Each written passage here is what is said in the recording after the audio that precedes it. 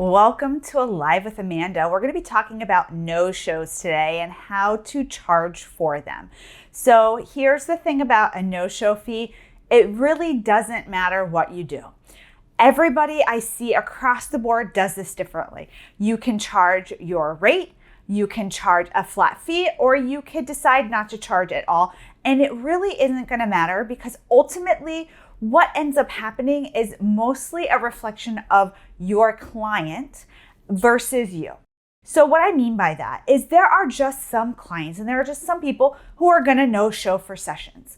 That may be not anything that you want to deal with. So as long as you have some kind of boundary, it could be charging, it could be discharging, it could be charging the full rate, it could be charging some kind of flat rate, or just being really clear with people up front. When I was really in the flow of things and seeing clients, I did two things. One, I charged my full rate. And then I also, during the first appointment, I let people know I was busy. And I said, listen, I am busy.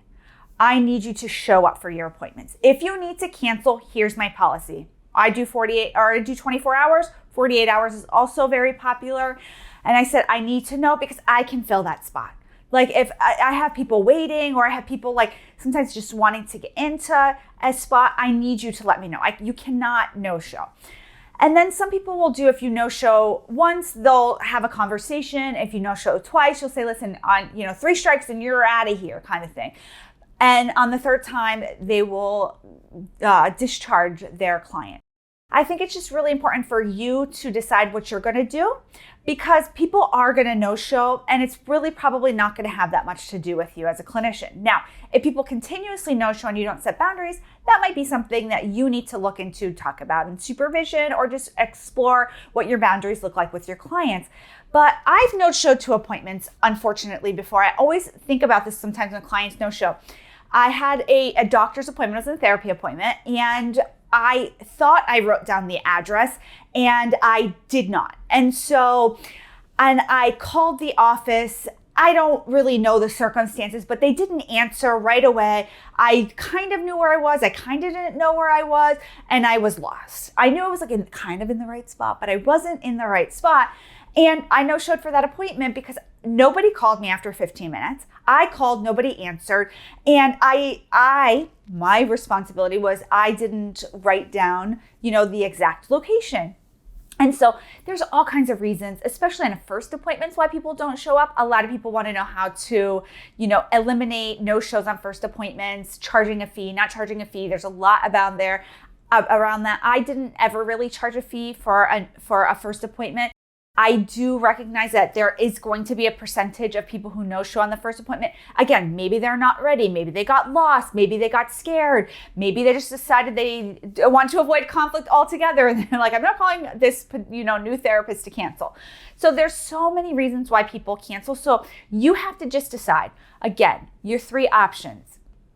Do you want to charge your full fee, charge a flat rate like $50, or if you want to waive your fees? I'm going to talk about some of the benefits to waiving your fees, but first I want to thank our sponsor, TherapyNotes. If you're looking for an electronic health record that's really full service, something that can really take you to the next level, reduce no-shows by having appointment reminders, and really having a great customer service that you can call and get any help that you need, I want you to check out TherapyNotes.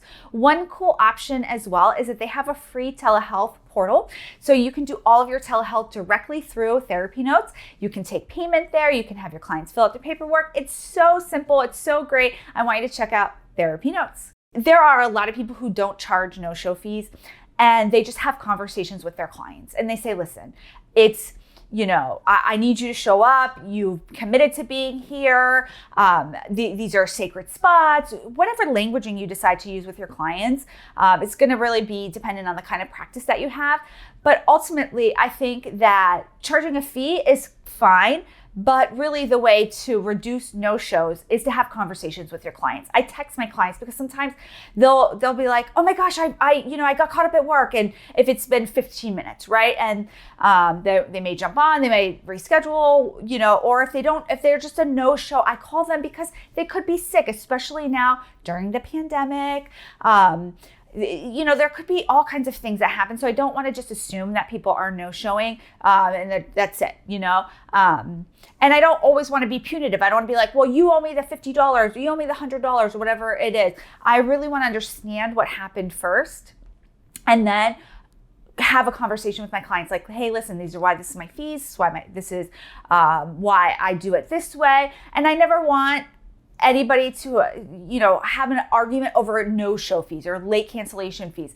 I just don't think that's the most conducive thing when it comes to therapy. I think it's important that we hold our boundaries, but I have found a lot of people push back on those no-show fees. And so again, being really clear upfront about your no-show fees, about what that looks like, and having those conversations. So as always, I'm here most days of the week, answering your questions, helping you build a smart practice. See you soon, everybody. Bye-bye.